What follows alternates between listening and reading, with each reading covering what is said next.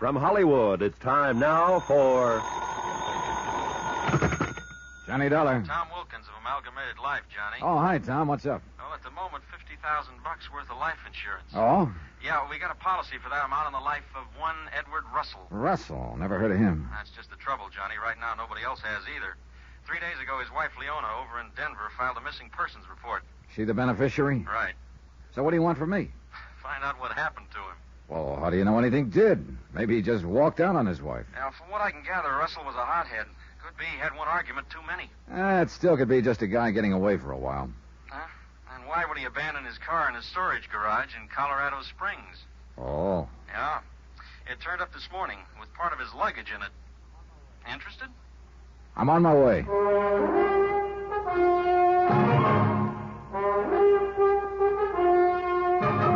Tonight and every weekday night, Bob Bailey in the transcribed adventures of the man with the action-packed expense account, America's fabulous freelance insurance investigator. Yours truly, Johnny Dollar.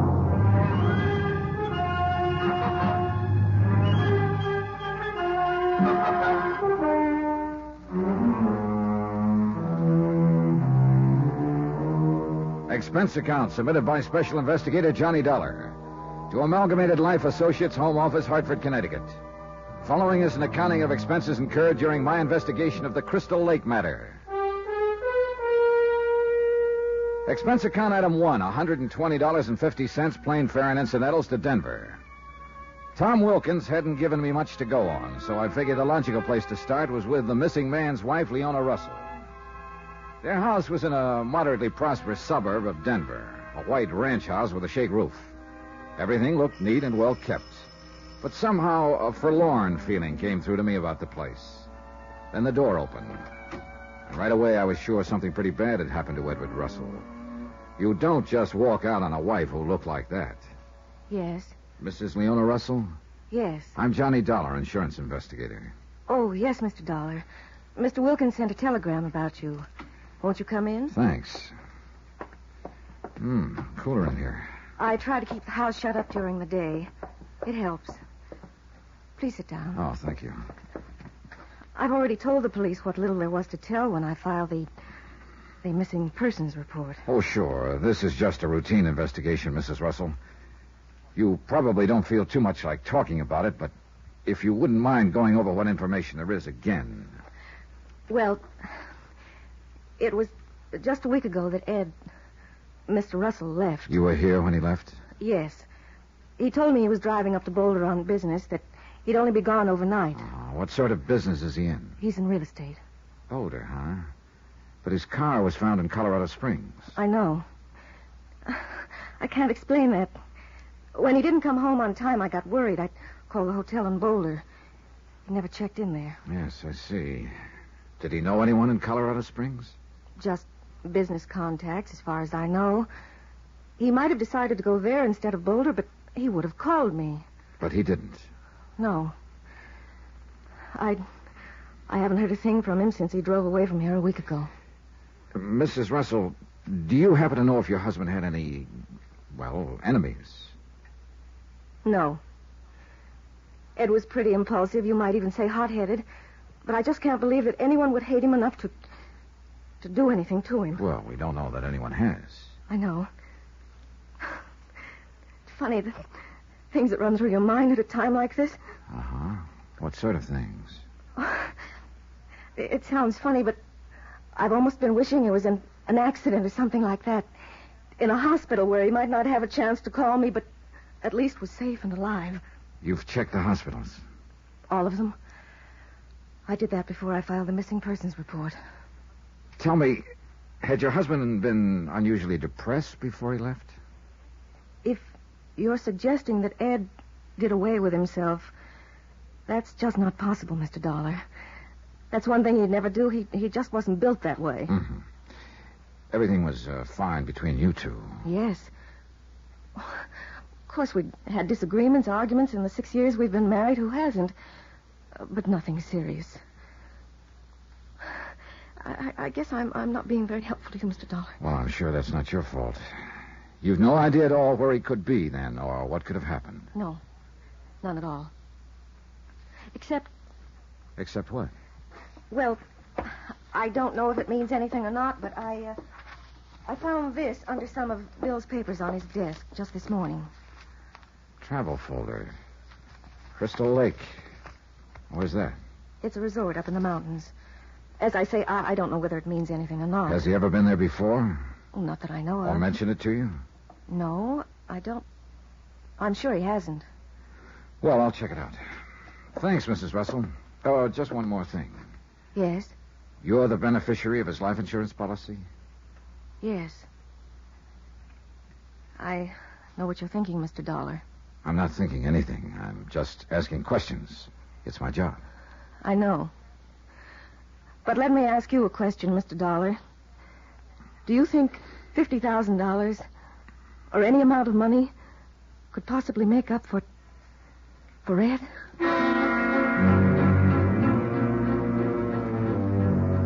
One thing about my job, you have to ask such nice questions sometimes. After Leona Russell's answer, there didn't seem to be much left to say, so I told her I'd let her know if I found out anything, and I left. I looked at the travel folder again. Crystal Lake. Pretty slim lead. But when you have nothing to go on, anything at all looks promising. Expense account item 2, $45.20. I rented a car and drove to Crystal Lake. It was a beautiful spot. 7,000 feet high, clean, thin air, fragrant pines, and the clearest water this side of the Jackson Hole country. I parked a moment and looked out over the lake. Oh, great place to drop a hook. But I had a strong hunch that the fishing I'd be doing was of a little different variety. One thing was obvious. There was a lot of money up here. Most of the cabins would be insulted to be called cabins and had their own boat landings. The village was nestled at one end of the lake, a colorful collection of Swiss chalets. I headed for the office of the local law, a deputy sheriff named Ansel Garrett. Tall, thin, raw-boned lad in his early 30s who looked like he'd spent all but the first few hours of his life in the open. Clear, keen eyes that showed he had his wits about him. Have a seat, Dollar. Thanks. Edward Russell, you said. Yeah, that's right. Disappeared about a week ago. Left home in Denver, hasn't been heard from since.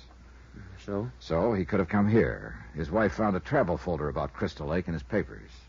That's supposed to prove something? No, it doesn't prove anything, Ants, but it's my only lead. Here, take a look at this picture. You recognize him? Yeah, looks sort of familiar. You've seen him up here at Crystal Lake? Yeah, I think so. 4 or 5 days ago. Well, what do you know? Looks like my luck's changing. I hit the jackpot on my first nickel. Well, it depends on what jackpot you're talking about, Johnny. What do you mean? Well, for one thing, I could be wrong about the identification. I'd guess you haven't been wrong about many of them in your time. Suppose he was the guy, so what? Why are you looking for him, anyway? Mainly to find out if he's still alive.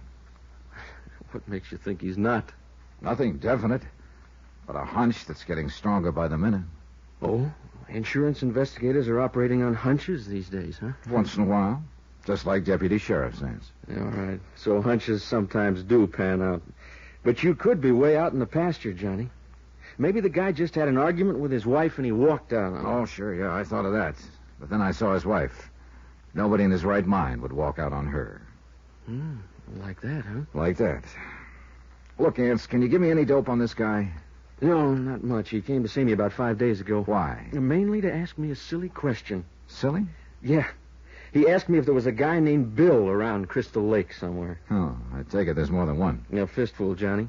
Bill Cullen, who tends bar at the hotel. Bill Jensen, who runs the boathouse. Bill Pickens, who clerks at the hardware. Yeah, okay, I get the idea. I take it Russell didn't know which Bill he wanted, huh? Nope. Well, at least I know he was here at Crystal Lake now. You haven't seen him since, huh? Yeah, just once. Oh? That same night. He was in the bar at the hotel talking to Betty Norton. Who's she? Heiress to the Norton estate. Mining. She's got a big place on the other side of the lake near Lookout Point. Know anything about her? Phew, all I want to. Oh. She travels at a pretty good clip. Oh, I see. Well, thanks for the information, Ants. Yeah, what are you going to do now? Try to find Edward Russell. Alive or otherwise. That hunch of yours still operating? It hasn't gotten any weaker. Oh, just one thing, Johnny. This is a pretty high-grade resort here. Things are nice and peaceful. I like to keep it that way. Sure. So don't go off half-cocked, huh? For instance? For instance, don't start accusing anybody of murder unless or until you find a body. And if I do find a body? Oh, then looks like we'll have to start doing a little accusing. I left Ansel Garrett's office and walked around the village.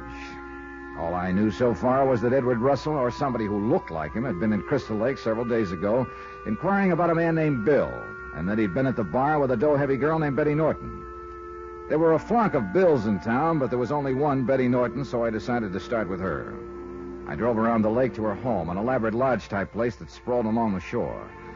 Betty was down on her boat dock in a bathing suit, and she was a pretty elaborate-looking job herself. I was just going for a swim. Come on, join me. Oh, I'm sorry, Miss Norton. I'm not equipped at the moment. Oh, there's some trunks in the dressing room. Yeah, well, look, I'd like to talk to you about something, But I don't feel like talking right now. I feel like swimming. But this is important. It's about... So is swimming. If you want to talk to me, you've got to go swimming first. Okay, we'll play it your way. That's the only way I ever play it, Mr. Dollar. So we went swimming, and I swam hard, but mainly to keep from freezing to death. The water should have been accused by the feel of it, but Betty seemed to think it was normal. After a while, we climbed back onto the landing. Wonderful, huh? Here's a towel. Oh, it's great, sure. Only about 20 degrees too cold. Makes the sun feel better. Hot and cold, Johnny. Contrast. That's what puts the charge in life. Is it? I wouldn't know. Hey, look, do you mind now if I ask you a couple of questions? Go ahead. You know a man named Edward Russell?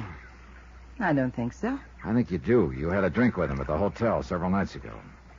Sure, this I do once in a while. Am I supposed to remember all of them? This one might have mentioned he was looking for a guy named Bill. Well, I remember now. He thought the bartender might be the one he was looking for, Bill Cullen. So what happened? How should I know? I left. You haven't seen Russell since? Nope. Haven't missed him either. Oh, great. And for this kind of information, I practically freeze to death in the ice trough you laughingly call a lake. Maybe your trip wasn't a waste of time after all, Johnny. Oh. We met. Well, What do you do with your spare time? Well, A, I don't expect to have much, and B, isn't that sort of a leading question? I'm pretty good at leading. You must have trouble finding guys to dance with, huh? Why don't you try it sometime? Huh? I left on that, feeling like a fly who spotted the web at the last moment. And right now I was feeling just about as useless as a fly, too. I wasn't getting even close to locating Edward Russell. I went back to my room and the phone was ringing. Johnny Dollar. Hans Garrett, Johnny, Sheriff's Office. Oh, hi. Well, you can quit looking for Russell. We found him. Well, that's good news. Is it? He's dead.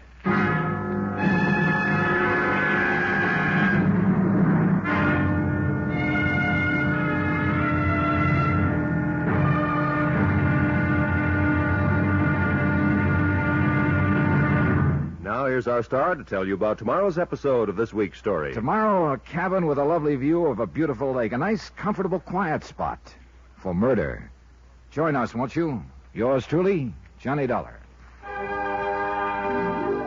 Yours truly, Johnny Dollar, starring Bob Bailey, is transcribed in Hollywood. Written by Robert Reif, it is produced and directed by Jack Johnstone. Be sure to join us tomorrow night, same time and station, for the next exciting episode of Yours truly, Johnny Dollar. Roy Rowan speaking.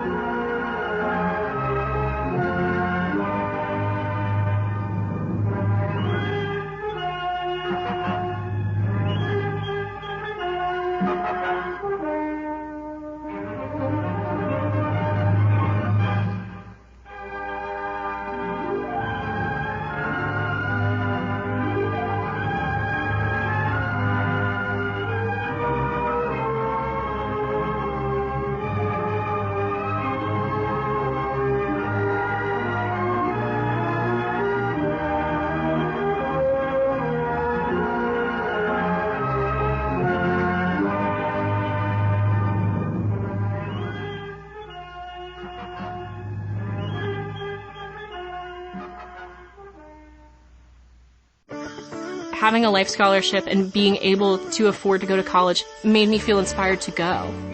When I got a life scholarship, it was such a relief. I knew that I wanted to have an impact.